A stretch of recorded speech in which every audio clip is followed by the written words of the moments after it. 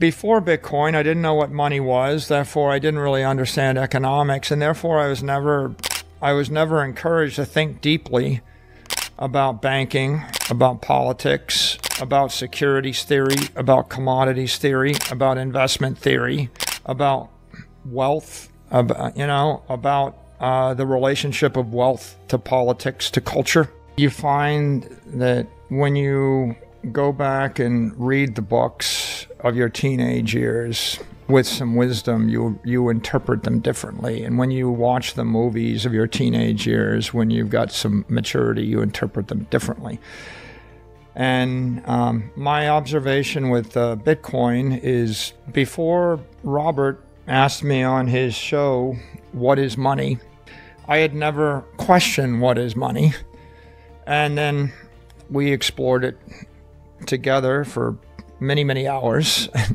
And when I finished that exploration, my conclusion was money is economic energy, and there has never been a perfect vessel for the transfer, a perfect asset for the transference of money in the history of humanity. Therefore, every other academic before Bitcoin never understood what money was. Not really, because at best, all they could do was conceptualize a theoretical money, and no one in the history of the world ever actually implemented a monetary system with a proper money. They were always defective. And because they were always defective, whether they're seashells or glass beads or the like, that meant that all economics was, in essence, mysticism and art and politics, but none of it was engineering. You could never engineer a proper economic system until you had a proper understanding of money. But even if I had a proper understanding of money, it's like asking the question, what is steel 4,000 years ago? And then you say, well, I conceptualize a mineral that's so hard that it won't deflect, even if I pile up 100-story building. I conceptualize that, and you say, I can imagine that. I can imagine it as magic, but then now you build one. And of course, no one could ever build a skyscraper in 2000 BC. The closest thing to a skyscraper in 2000 BC looks like a pyramid, right? Because you might pause it, but you didn't have it. So there was no construction, civil engineering industry, because we'd never seen a proper material to build with.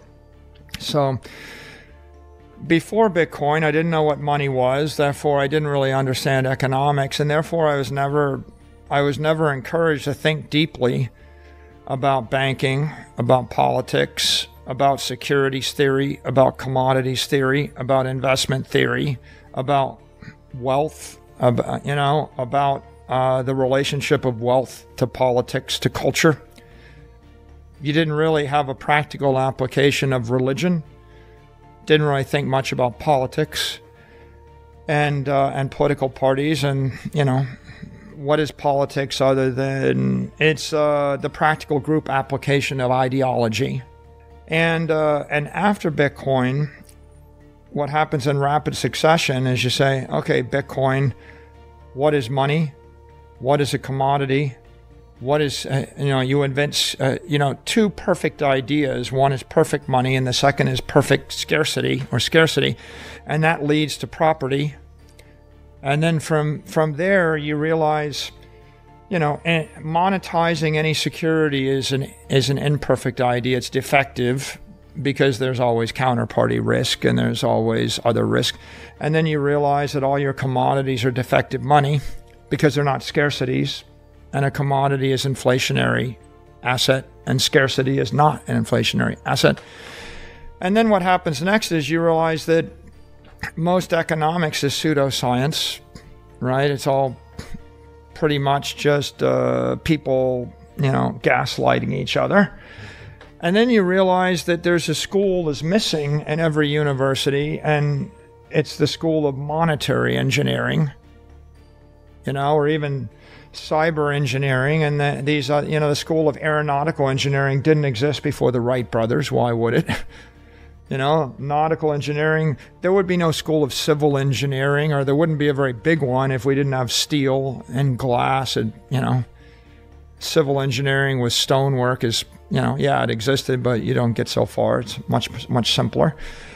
And so I would say that, the impact of Bitcoin was it caused me to rethink politics. We talked about charity. Every charity is defective, right? I said, how do you avoid having parasites loot your legacy? Well, before Bitcoin, the answer is you don't, right? The entire history of charity is like, I see people today, they go on Twitter and they complain about how Rockefeller wrecked the world, okay? Well, and then they say, because Rockefeller was against this and that and the other thing. Well, the truth is Rockefeller had a lot of money left at the charity, and 3 generations after Rockefeller's gone and he's dead and he's buried, someone that's a bureaucrat that took over has redirected some money that he left to do something which may or may not be ethical. Rockefeller didn't do it, right? If Rockefeller, had lived today, Rockefeller would be buying Bitcoin as a treasury asset. You can be sure. Rockefeller is very interested in, I think, a lot of virtuous things. And in fact, a great example. People say Rockefeller gave us all this medical industrial complex and all the, and all the over doctoring and all the corrupt medical programs. The truth of the matter is Rockefeller didn't believe in most medicine. He believed in homeopathic medicine. Mm-hmm. He didn't believe in prescription drugs. He didn't believe in surgeries. He didn't smoke. He didn't drink. He didn't trust doctors. And he lived to be 99 3/4. And all the doctors that he endowed with all of the billions to create all the medical schools and all the medical centers and engage in all the iatrogenic treatments and all the drugs you don't need and all the surgeries you don't need, they all died before him, much earlier ages, right? But yet, 100 years later, people say, well, Rockefeller did this to us. He did. If he was here alive today, he would say the opposite of what 99% of the people think he said. And so, bringing it back to Bitcoin, Bitcoin causes you to rethink charity, you rethink religion, you rethink politics, you rethink economics, you rethink investment theory, the entire money manager market, right? If you got rid of every mutual fund and every money manager and every news organization that covers every one of those financial instruments, and you just took your money, bought Bitcoin, right? You would get a better result. Yep. And you would basically dematerialize the entire thing. So I never really thought about, how important it was to obsess over financial news every minute of the day. And Bitcoin suggests that maybe it's not as important as you thought it was. I would say, Bitcoin is pretty profound because it in essence introduces the entire cybernetic theory of truth, right? A cybernetic theory that transcends all of our arts, all of our sciences, all of our politics. And, in Robert Heinlein, he has his book, Tunnel in the Sky, and they figure out how to open a stargate.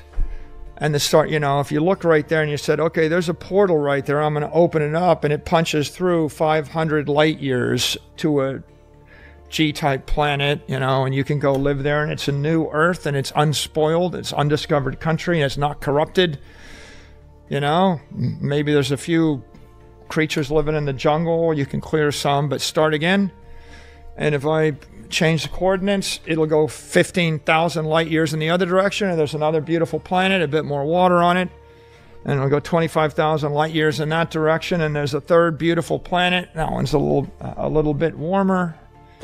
And you go this way, there's a fourth beautiful planet. There's a lot of sand and sandworms on it. They produce something called spice. I don't know.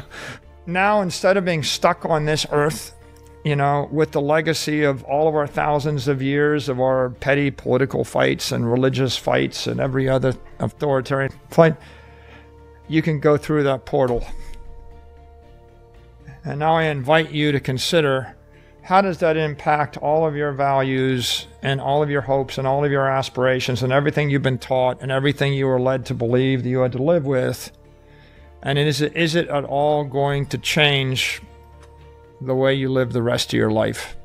Basically invites you to rethink everything you've learned in your entire life. Satoshi opened a portal into cyberspace, and when you go through it, in fact, when you go through it, it offers the promise that you can remake and perfect your property rights, your political rights, your intellectual, self. There's this not your keys, not your coin, and you talked about not your keys, and I'm saying not your keys, not yourself.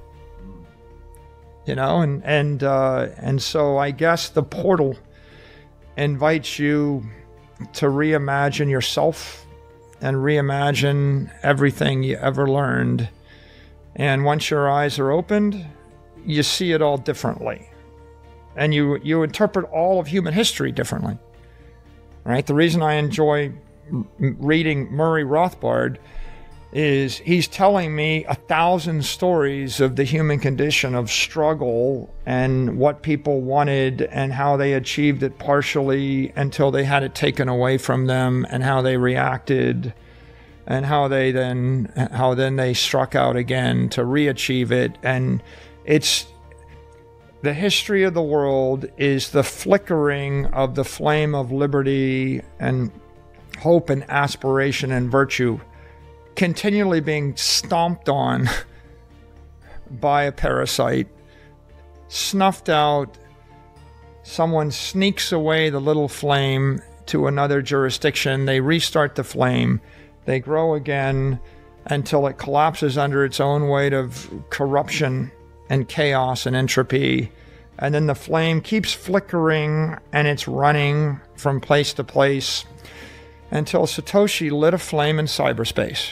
He started a fire in cyberspace, and that fire was just a little flicker 10, 15 years, 14 years ago, and now it's a decent sized fire, and there's no reason to think it wouldn't burn for thousands of years across the universe. And that is the fire of freedom and truth and justice and virtue, right? And how can that not cause you to reinterpret the human condition and everything that you believe to be true before the advent of Bitcoin? We're left with a profound realization. Bitcoin isn't just a digital currency. It's a catalyst for a paradigm shift.